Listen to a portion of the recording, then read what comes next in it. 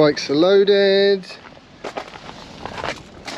Most of the bags are loaded. We're almost ready to go. So I'm going on a week's worth of off to the Bath area holiday with V. It's in celebration of us being together for a year. It's very exciting. I'm very excited at any rate. And of course I'm going in my trusty electric car with the electric bikes in the back because, you know, I like cycling. Anyway, it's quite early. My brain's not functioning properly yet. Yeah, I mean this beautiful car. A lot has changed since I bought this car. And when I bought it, I got a grant from the government, supposedly, although I never saw the money, so it was more like a extra incentive for the manufacturer, but you know, hey ho. Anyway, that's stopping soon, very soon, if it hasn't stopped already. So yeah, I mean, what impact will that have? I don't know. We'll have a look at that as we drive off to the B&B. Just gonna go and collect up V in the last suitcase. All loaded. We've got V, me. Let's go. Okay, we're at the beautiful Membry services where they've got a Tesla supercharger, and it's a bit rainy and cold, so I'm gonna dig out a jumper. And also I've managed to leave the charging cable for my Fitbit at home. Not good. It's kind of annoying that it uses a bespoke charger, but oh well.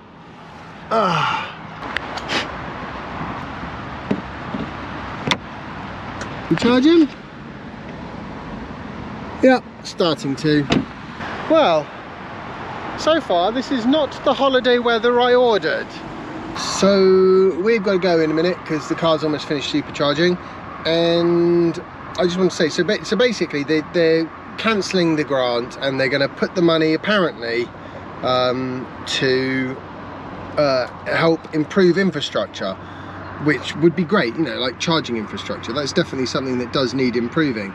And I do think that the plug-in car grant is very much, it was always more for the people that made the cars than it was the people that bought them.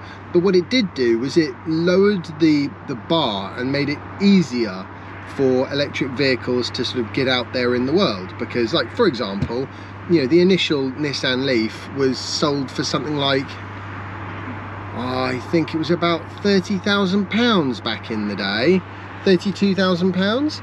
And then you knock the sort of, what was I think £6,500 plug-in car grant back then, and it brings it back down to sort of like 25, 26, which is still a lot of money for a 5-door family hatchback that can barely do 100 miles, but it's a lot better than 32.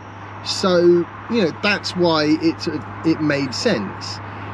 It wasn't so much that you could go and get a car and it would be wildly cheaper than, you know, because it's an electric car. It was more a case of just trying to level the playing field between electric vehicles and, you know, the petrol or diesel equivalents. But we don't really need that in the same way anymore, because although electric cars are still more expensive, they're sort of more expensive the way diesels used to be more expensive than petrols. They're just a little bit more premium and a little bit more sought after, generally speaking. So, you know, if you leave the plug-in car grant in there, all you're really doing is just giving the manufacturers extra profit rather than encouraging them to do what they weren't doing originally. Originally, it was just Nissan making electric vehicles, and there was a couple of really weird-looking things from Peugeot and Citroën that were basically the same sort of space-aged egg with wheels.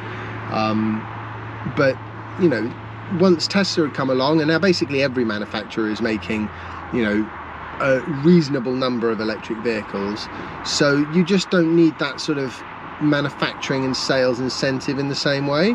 Much more important to close the gap on things like charging infrastructure, because, you know, the Tesla charging infrastructure is amazing, but there's plenty of other vehicles out there that don't have a T on their bonnet, and they can struggle with long distances and with charging. So Yeah, I mean, generally speaking, I think it's a good thing.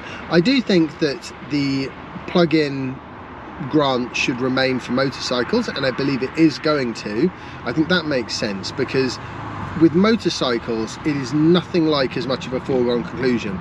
Plenty of motorcycle manufacturers do not make an electric model yet at all, which is a crying shame, because electric motorcycles can be awesome. You know, so fast, so much torque, and they're nice and quiet, so they don't drive everyone mad. And they are getting longer ranges as well. It's always been a bit of a problem with motorcycles and range, because they're so unaerodynamic. You know, the wind resistance is appalling, so you end up with like 120 miles of range, which is, you know, a bit low if you want to go touring. Anyway, speaking of touring, time we got back on the road.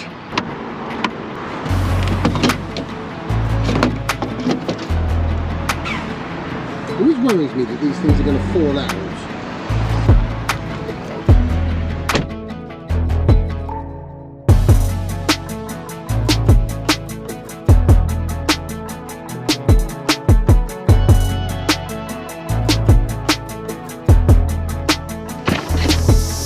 We're here!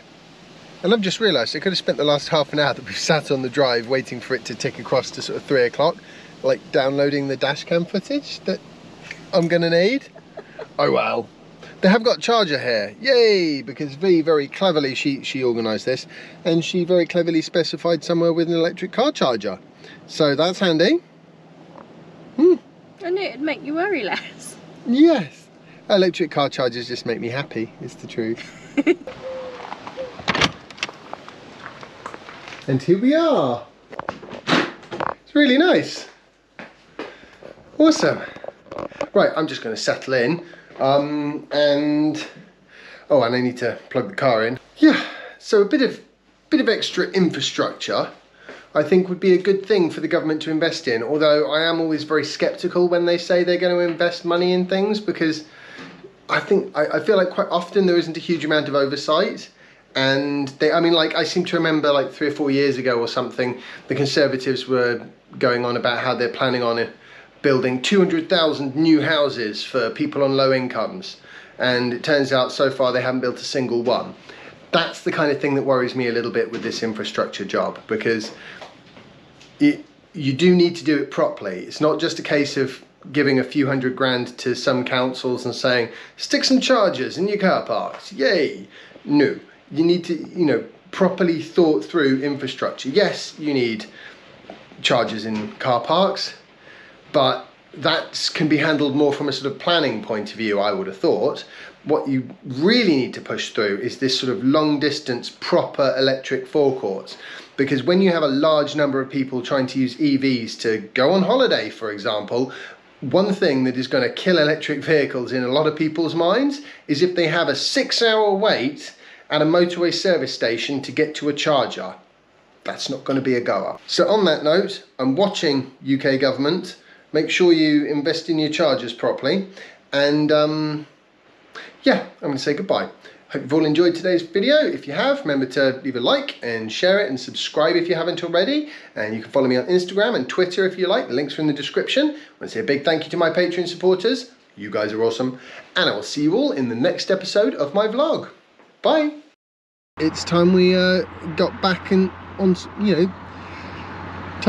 our journey. No, time we got back on the road. So yeah.